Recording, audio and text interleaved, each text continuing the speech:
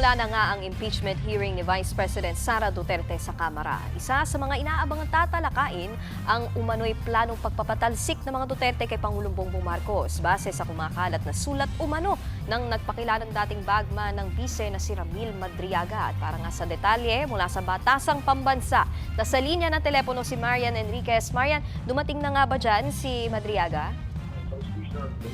Yes, Nikki, mag-aalas 8 nga ngayong umaga nang dumating dito sa People's Center sa Kamara ang umunoy bagman ni Vice President Sara Duterte na si Ramil Madriaga. Mahigpit nga yung nakita nating seguridad.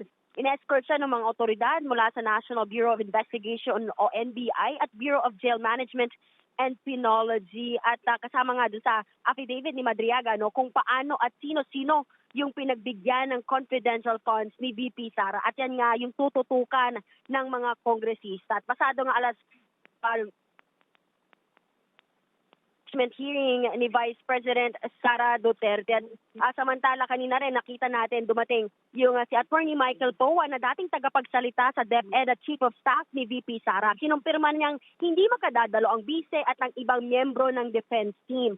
Present din yung mga pinatawag na iba pang personalidad gaya ni NBI Chief Melvin Matibag. Pinadadala kay Matibag yung mga dokumento ng investigasyon nila sa pagbanta nga ni VP Sara sa buhay ni na Pangulong Bongbong Marcos at First Lady Liza Araneta Marcos, gayon din ni dating House Speaker Martin Romualdez. Nakita rin natin dito si Assistant Ombudsman Miko Clavano. Pinatatawag din kasi ang Ombudsman para dalhin nga yung mga kopya ng Statement of Assets, Liabilities and Net Worth o SALN ni VP Sara noong siya ay nasa public office simula po 2007.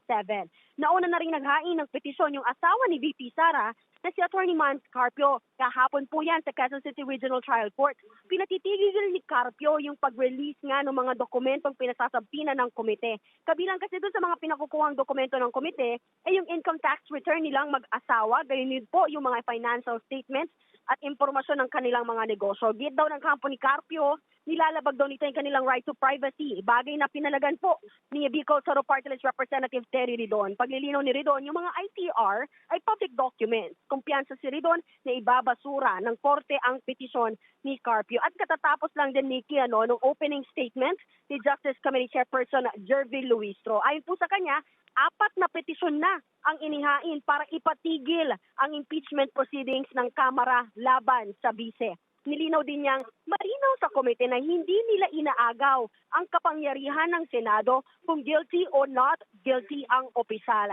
Dagdag pa niya, ang gumugulong po na pagdinig ay hindi fishing expedition Ito ay pagtukoy lamang kung may probable cause o wala. Kung may sapat bang basihan para umusad pa ang mga reklamo. Yan muna ang latest. Dito sa Kamara, balik sa'yo, Nikki. Yan ang Express Report ni Marian Enriquez mula sa Batasang Pambansa.